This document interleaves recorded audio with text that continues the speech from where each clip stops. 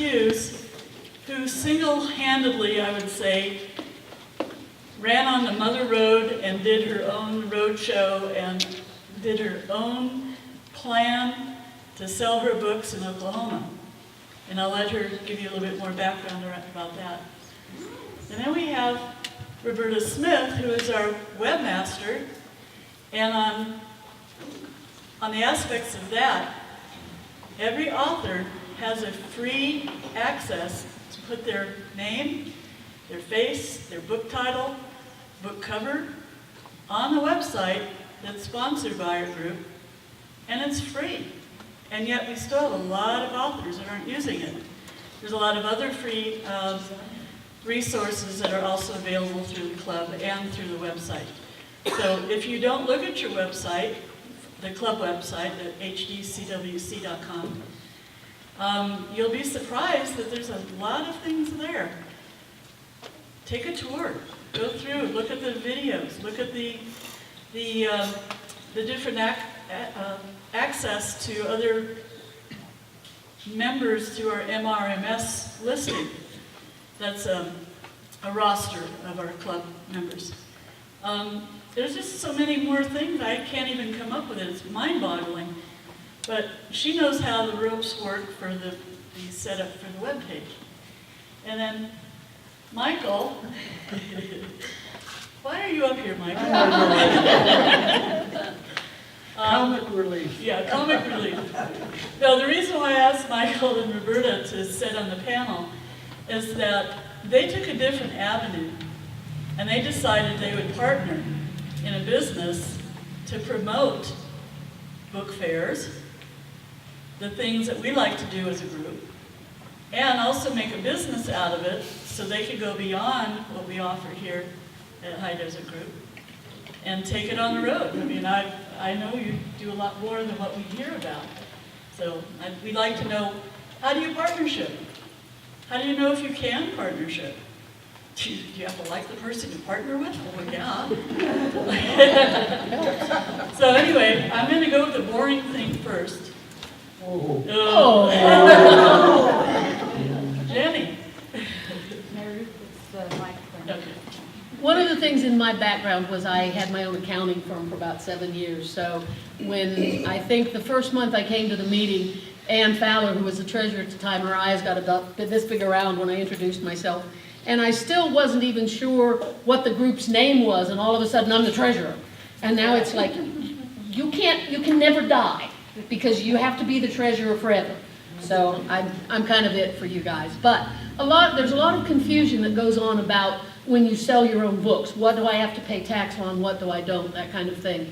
The first thing that you need to do is to register with the state of California and get a seller's permit.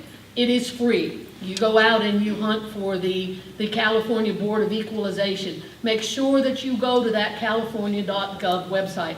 You will get hijacked. There's a lot of places out there who say they'll do your seller's permit for you, you get it done, and they want $35, they want $50. It is free, so do not pay for getting your seller's permit. That's the first thing. If you're selling your books here locally in San Bernardino County, right now the sales tax is 7.75%. If you go to a book fair in another county, you go down to Orange County, you go up to San Francisco, whatever, you are responsible for figuring out what the sales tax is in that locale, as long as you are selling within the state of California. If you ship your book to someone who is not in California, you don't have to worry about collecting sales tax. Or if, like with Mary Ruth, if she goes to Oklahoma and she's selling her book, she doesn't have to pay California sales tax, obviously, because she's physically in Oklahoma. When you get to the government website, there is a link that will say all of the different taxing entities in the state, and you just know where you need to go. So that's that part of it. Most of us are on an annual sales tax basis. They're due July 31st. They pulled a fast one on us this year. In the past, they have sent out a letter to say, remember people, you have taxes to pay. This year, you were just supposed to remember. And if you forget, they do fine you. So keep in mind that annual sales tax thing. When you fill out your sales tax permit the first time around, make your monthly sales estimated at $50 or something. Don't do a great big amount, because if you say too much, they'll make you do it quarterly, and that just, it's kind of a pain in the neck to do. The other misnomer is, well, I bought my books and I paid sales tax when I bought them. So my book cost $5 and I paid 8% sales tax on $5 and I sold it for $10. So now I only need to collect another $5 in sales tax, or to pay another $5 in sales tax. Wrong. California does not care if you paid sales tax when you bought your material. California cares what you sold it for. So if you go with CreateSpace, the new Kindle publishing, any supplier printer that you go to that you get your books from, make sure that you get with them and get registered as a wholesaler so that you buy your books that are tax-free. Because otherwise you're going to be paying, double taxation at least on the cost of your book. The other thing is, oh, I gave it away, I don't need to worry about it. Wrong. If you give your book away, California says, well, this is the one exception, I'll get to that. If you give your book away, California says, I still want sales tax on the cost of that book. Really? Yes. If you bought the book from, I use CreateSpace. If I buy a book from CreateSpace and I pay the sales tax through CreateSpace, then I don't have to worry when I give the book away. But I am set up as a wholesaler. I do not pay any sales tax when I buy my books. So you have to track the number of books that you give away. CreateSpace says my books cost $4.87. So if I give 10 books away during the year, I have to pay 7.75% tax on that $48.87, or whatever it ends up being. So if you give your books away, you have to track that, you have to pay sales tax on it. If you sell your books, then you figure out how much you sold them for. I have handout sheets. I won't go into the math of it right now because we're short time, but most people when we're at a book fair say, okay, I'll sell it for $10, $8. They don't want to worry with computing sales tax there. There's a very, very easy formula to what I call backdoor the net price of the book. And so what you would do is you use the mathematical formula and it says, okay, I actually sold it for, $9.21 and here's, the 89 cents in sales tax. And, but it's in my handout. For those of you who would like the handout, I have about 10 or 15 of them. If I run out, there's a sign-out sheet on my desk and I'll email you because I have this on my computer. So those are the big things. You have to pay sales tax when you give it away. And you have to pay sales tax if you're in the state of California, regardless of what location you're in. Okay, since most of us, excuse me, I didn't know I couldn't talk when I raised my hand. Is there a way that they really can track when you buy from CreateSpace that the state's really gonna know or track how many you, yeah. They do track with CreateSpace. One of the things that you have to fill out when you get your seller's permit with the state of California is they make you tell them who your supplier is. And they will double check your sales against your recorded. Even on small potatoes people. Probably, you're gambling. They have, the state of California has the option to audit anybody in their system. Are they going to? It's Russian roulette. You can also play the game that, well, yeah, I gave them away, but I still have them in inventory, that kind of thing. But there again, I can't tell you to do that because I'm an accountant and I'm telling you to be honest. So what you do behind closed doors is but you might get caught, yes. I have an example of something that happened. I sell to a store in Oklahoma called Baker's Mercantile. Now,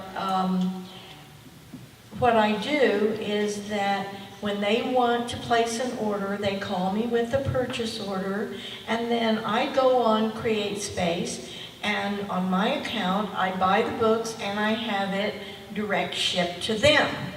I've done that for years, like along with the Chickasaw Nation, who I sell to. Well, the last order that came through on the Baker's Mercantile, I filled it out like I always do to ship them their books. I get a little thing back from CreateSpace and said, you're shipping to Oklahoma and you need to pay tax on this for California. That's right. And they said, unless the company that you're sending to has an Oklahoma sales tax number, if so, you have to fax it to them, which I called up Baker's and they sent me a copy of their sales tax number. I sent it to CreateSpace. So they are tracking. I don't know how much or what, but that's the first time that happened. And that's just a few months ago. And always before I did it, with nothing. And that's surprising, because supposedly when you ship to an out-of-state address, they are not supposed to charge you sales tax. So that's an interesting thing with CreateSpace. And that's one thing I didn't mention, and this is, if you are selling to, say, the Mojave River Valley Museum in Barstow, you're selling to a company or any kind of an organization, and they say to you that they are tax exempt, they don't pay sales tax, you are required by the state of California to have a copy of their seller's permit on file. Because that's, if California does audit you, and you say, well, these were non-taxable because I sold them to these entities, California will say, fine, show me your paperwork. And if you don't have it, even though they are valid tax exempt entities, if you don't have the paperwork, they will charge you that sales tax. So there is, but there again, like Lorelei said, can we cheat? I didn't say can.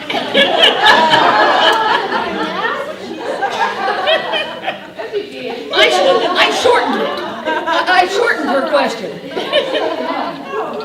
Emma. I'm a witness. I had an order of my book shipped to Alabama during the Christmas New Year season. I was there for 3 weeks, and I didn't pay sales tax. I just ordered them and put the address in the shipping, so I wouldn't have to deal with that on my flight. But in July, when I went back to another part of Alabama, they CreateSpace charged me Alabama sales tax to have those books shipped to Alabama at that time. So that was the first time, although my book has only been out a year. And that was the first time, because I've had books shipped to Michigan, and I didn't pay sales tax. But I noticed in July, I had to pay Alabama sales tax to have it shipped to Alabama. The only thing that I can think might be happening with CreateSpace is CreateSpace doesn't have a point of origin. They don't have a big multi-storied office building that says CreateSpace. They contract out to printers all over the country. So it's possible that if they're using an Alabama printer to ship to an Alabama location, that maybe, but I can't explain that. That's a new one on me, I will admit. Tina. If it's a nationwide thing, like the Hamilton books, something like that, do you pay tax on where? The rule used to be, if the company that you're buying from has a physical presence in the state in which you live, you pay sales tax. Oh, okay.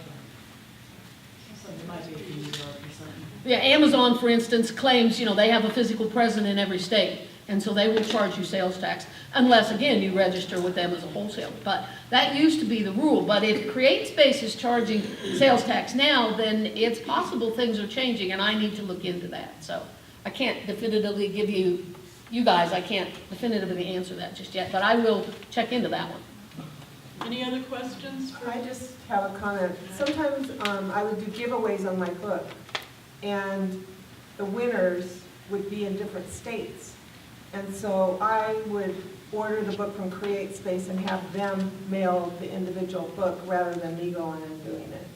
And it depended on the state. Some of them got charged tax, some of them didn't, because I have a wholesaler thing with CreateSpace.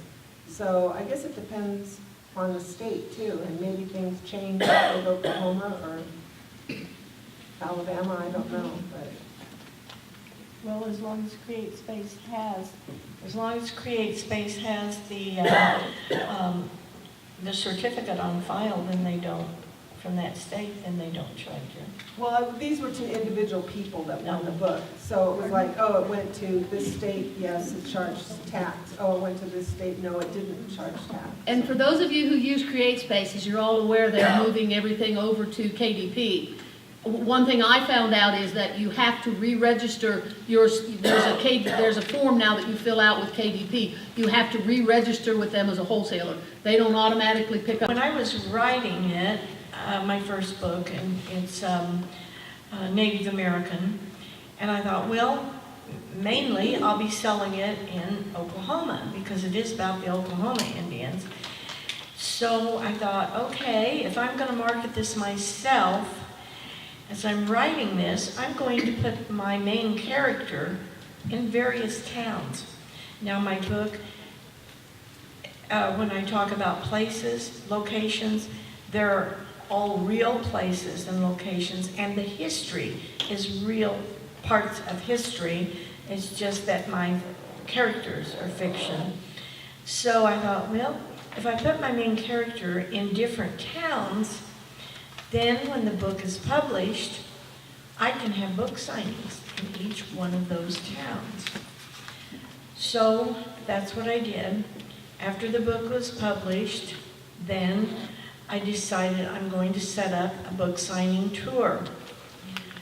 So I planned out on the map the best route so that one day I could be at this one, the next one at the other place. Excuse me. I have Laura Lee's little frog in the throat.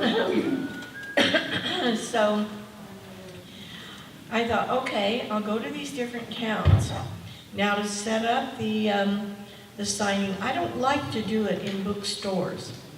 You have not only have the competition of all the other books, but every bookstore wants to charge you 40%, like Barnes & Noble does, of the retail price. And I thought, no, I don't want to do that. So I thought coffee shops where people read, and in the college towns where people hang out. So the way I started was I would pick the specific town I wanted to go to, and then I would call the Chamber of Commerce and ask them, where's the best coffee shop in town? Where does everybody hang out? So then I would get the number and the owner's name and phone number, and then before I called them though, on the computer, I made a template for flyers that would say, I would be presenting this book in a specific town on a certain date and the place. And so I had that on the computer. Then I would call the coffee shop and say, would you care to host a book signing in your coffee shop on this certain date? I've written a book and I mention your town in the book, and just give them a little spiel, and I've never been refused. And they'd say, well, yes. So then I would send them the template with everything filled out. They use their ink, they print it up, they put it in their window that I'll be there on a specific date. In the meantime, after I got a confirmation, then I called the local newspaper and asked to speak to the feature editor.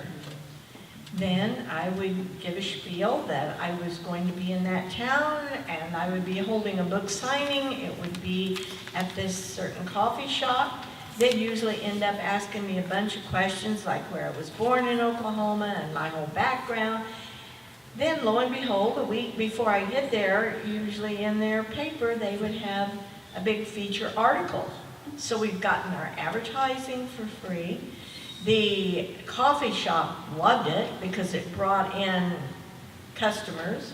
And then I did that for each one of the towns. Then I did a road trip, went back, went to each one of them. Now, when you're doing that and meeting people, you're building your network. They're going to go out and they're going to talk about it. And evidently, one of my books got in the hands of an Oklahoma historian out of Oklahoma City. He's an attorney, and he's written 70 Oklahoma history books. The next thing I know, after I'm back home, one of my girlfriends called me and she said, you ought to see the spread in the Oklahoma newspaper, the Sunday paper. There's a big write-up about your book. got more advertising there. Then, about a month or so after that, I get a letter from the Smithsonian. They want to sell my book in their Native American division in their gift shop. So see, all of this caused the networking. It just built on top of each other. And then when I wrote the second book, all these places that I made contact with before, those are potential sales. But this last March, I received a letter from the Sequoia National Research Center for Native American Studies at the University of Arkansas, and now all 4 of my Native books are there to study and from now on for posterity. So that was just the way I marketed my book. But when you're writing your book, think marketing. How am I going to get this out here? How am I going to get people to read it? Where can I go for a signing? Also, another little trick that I do is when I put my book up on Amazon and it asks you what do you want to sell the book for, my books are expensive because I put them really high. I only want to use them as a marketing tool. I don't care if I sell any on Amazon or not.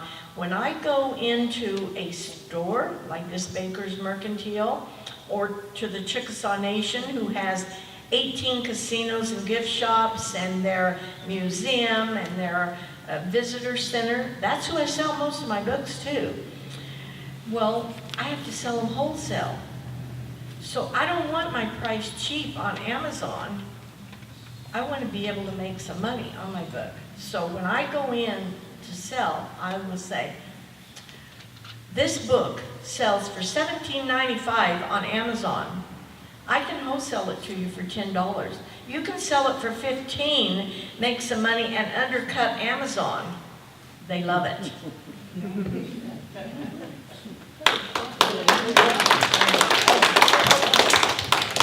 Hold on to the mic a second. Any questions from the audience right now? I have goosebumps every time I hear the story.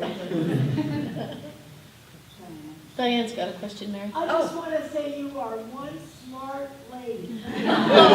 Thank you. You know what? I just wish that I had the energy to continue that. I just got back from a road trip to Oklahoma. I was going back to the Chickasaw Nation to go to their festival, and they always have a signing there for me, and to the State of the Nation address. And it was interrupted.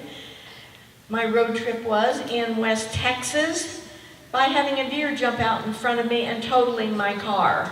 So now I'm in the market for a new car, and I never did make it back to the festival. So maybe next year. Mary Ruth, what about the family connection that you used the one time with the, didn't you have a cousin or something and you had them do a whole great big write-up on her and then say, oh, by the way, my cousin is? That was a whole nother story. I had a long-lost second or third cousin who contacted me on the internet through Find a Grave. And she said, I may be related to you. And she said, my grandmother spent her life in an Indian orphanage in Oklahoma. And so after a long series of emails back and forth, come to find out that her family, all except one little 4-year-old girl, were killed in a train accident in Medill, Oklahoma. Well, the family that was killed, the father, the head of the household, was something like my great uncle. And so we did all this back and forth contacting, and come to find out that my whole family thought that everyone was killed. This little girl was taken to Sherman, Texas, had a plate put in her head, and then sent to an Indian orphanage. So anyway, this descendant was trying to find out all the information, contacted me. Her and her husband happens to own the River Inn Resort on the Missouri River, and they have, it's a floating resort, and then every night they have the excursions out for the dinner and everything. And she said, would you be willing to come here? We'll comp you for 4 days, and we will hold a big book signing in our banquet room. And she went to the local newspaper and told the story of how she had found the long-lost family, and that I had written this book, and I was going there to meet with her and to have this big signing, and my book is based on our family history. So that's how it worked out. I went up there, and we had a great turnout, and the Omaha newspaper, I forgot the name of it, Omaha World Herald, it had like 3 or 4 pages with colors and pictures of the grave and the whole thing, and it worked out great. I sold a lot of books. Thanks. I always like that story. Any other questions for her? Okay. Sorry, Roberta? If you're a member, is this working? Yep. Okay. If you're a member of the HDCWC and you have a published book, one of the perks that we offer is that you can have a page on our website with your picture, your bio, and a photo of each of your books with a little blurb about them.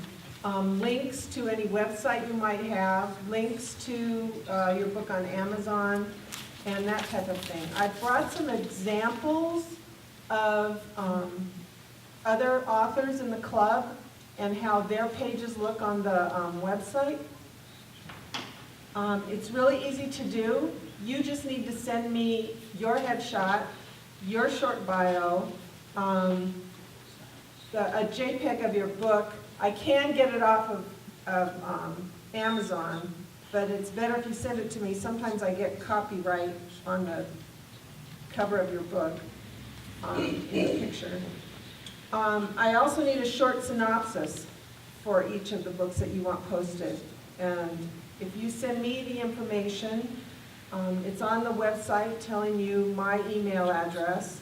I did print up a few of the pages that give you the criteria if any of you are interested and just want to take this home with you. And you can have a page on our website. So, you know, every place you can be seen is helpful to you. And that's one of the perks that we do offer. So, Would you like to mention the video trailer? Is that something that you offer?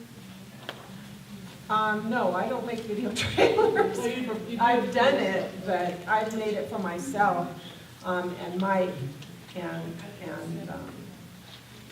a few people. But Can they post a video trailer? you can, if you have a trailer, it can be posted on your page. My page, I've printed it out, and because I have several trailers for my books, they're on the page for me as well. But it's really, you know, it's easy for me to do. It's easy for me to make you a page as long as you send me the information. So. Any questions? Yes? Don't we also have a YouTube channel?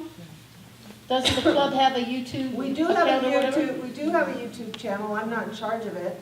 We have something called links for authors on our website, and if you go there, you'll find the link to our Facebook page. You'll find the link to our bylaws, a link to how to apply for a seller's permit with the state, and there should be a link to the correct place to go to get that. There's one to our YouTube channel, to the Cal Writers Organization, and to our SoCal Writers Showcase website. So these are, you know, useful links for you where, you know, and the MRMS system. If you can't remember, what is that URL? There's a link on our website that will take you there, so. Joan Rudder Ward is in charge of the YouTube channel, and she does book trailers as well, so you should talk to her. Wave back there, Joan, so we know who's who. Stand up. Any other questions for Roberta? Okay, thank you. Michael and Roberta now are a team. Tell us how that happened. I think it was Roberta suggested it. To tell you the truth, I think I got the better half of the deal. Yeah, she's a master at the web. She could make really nice book trailers. She kind of invented the whole thing. But we had talked about it a little while, and it's like the old saying, two heads are better than one.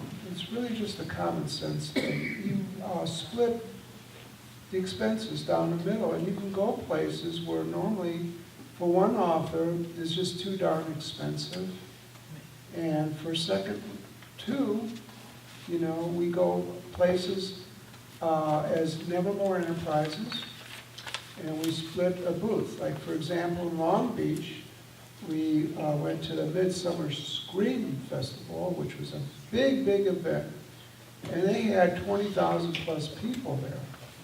So it's something that would be a good place, event to sell our books. She specializes in paranormal supernatural, and I, as you all know, I do horror. And a booth there, a tiny, tiny booth there would be $275. Well, it's pretty tough to get back your $275, but when you split it down the middle, it's possible, it's doable, okay? And there's other things, like going to Long Beach, we ride in the same vehicle, therefore gas. Banners, making banners for Nevermore and Prizes. If I did one for Michael Raff, I'm gonna pay them $75, $80 or whatever. Whereas we split it, it's a lot cheaper. Then there's like things like press releases, where, you know, I'll start a first draft, email it over, she'll polish it up, send it back, and I send it, and one of us send it into the newspaper. Things like that, and it's good. I mean, what I don't think of, Roberta will, and vice versa. It's just like I say, two heads is better than one. I'll tell you a little story. We had an event for a famous horror movie star that's been long dead. And his daughter still does appearances. I contacted her, and at first she contacted me, and then she didn't, and I had Roberta tried, and she responded to the female. And we got her in Victorville, and she showed movies and everything. It was a great event. Huh? Check. Sarah Karloff, Boris Karloff's daughter.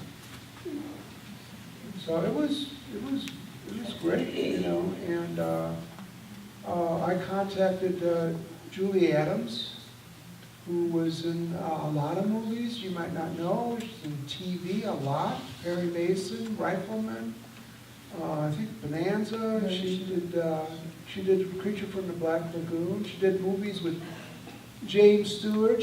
Was on a weekly show with James Stewart many years ago. And she did a show with us too. It's all under Nevermore Enterprises. And cards, business cards, split that down the middle. The website, split that down the middle. It's all just, you know, small fields of paperwork. So I highly recommend it. If you find somebody you get along with.